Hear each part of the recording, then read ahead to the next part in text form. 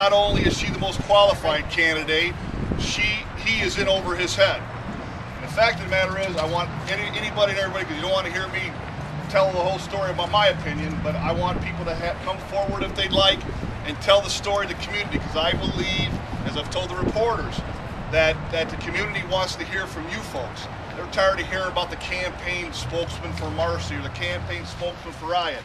You are the people. We know in this community, everybody that lives in this community knows somebody that works at Food Town. No matter if you go to a football game, a party, a birthday, a shower, a wedding, there ain't nobody in this town that don't know somebody that worked at Food Town. And they say 5,000. There's a trickle-down effect to that 5,000. The Frito-Lay, the garbage drivers, the merchandisers, the pop, the beer.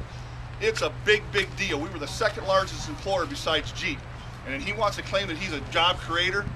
All the other stuff I'm not going to get into, the earmarks and all that stuff, we know what that's about. She does everything she can for this community, and we want you guys to tell some stories, please. He closed Food Town or sold Food Town. It was viewed as a business decision, and he could care less for the people that lost their homes, had to file bankruptcy due to no health insurance, and it's just a shame that we put in our hard work and all the physical jobs that we performed, and we were viewed as just a business decision. He flinked us off the board like he could have cared less about us. Rich Hyatt said he wouldn't vote for the stimulus. He made his millions. Basically, he's telling everybody else, sorry about your luck.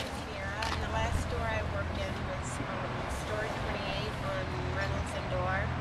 And what bothers me the most about it is that there was a lot of elderly people around there also. Oblay home is in back, and they would walk over to the store and get their groceries, and I don't know, and they complain to me all the time because I'm on the other side of the street now at Rite Aid. They come in and say whatever happened to us. When Mr. Hyatt said that the reason he sold the grocery store chain was because he felt like he was being forced out of business, no longer being competitive, well, I disagree with that position. Being on the negotiating committee for 26 years, when they had an issue to remain competitive, they would come to us and we would address it through contractual agreements.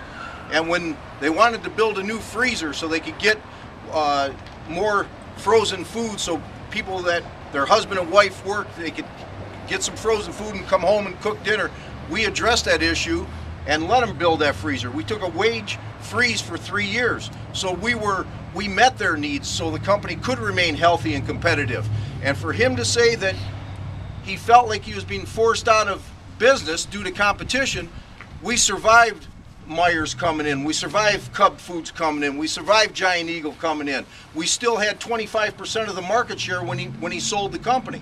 If I owned a store and I sold one out of every 4 things sold in this area, I'd be on cloud 9. I wouldn't want to bail out. So for him to take that position, I don't understand it. What about the University of Toledo last week when they played Purdue? They were the underdogs. Purdue was a better team. Did the University of Toledo forfeit? No, they played the game and won. So for him to say that he had to give up, I just don't understand it. We lost our jobs due to what he called a business decision. Well, that's all he thought of us, a business decision.